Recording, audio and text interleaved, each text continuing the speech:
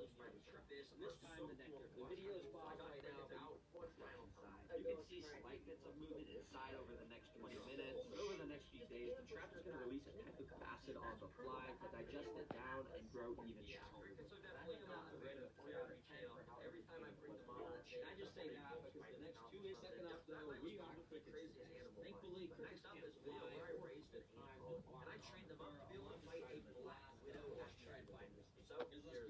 There's one cricket that's easy on this channel knows this about. What would actually say is that the crickets with the spider's venom top or with the sheer number of ants overwhelmed. So in this video, we just light up. There's a cricket standing inside of you right now. Are you gonna close? The cricket really just stood there. The only problem is, anyways, nothing really new happened. I put these guys all around the enclosure. I closely watched them.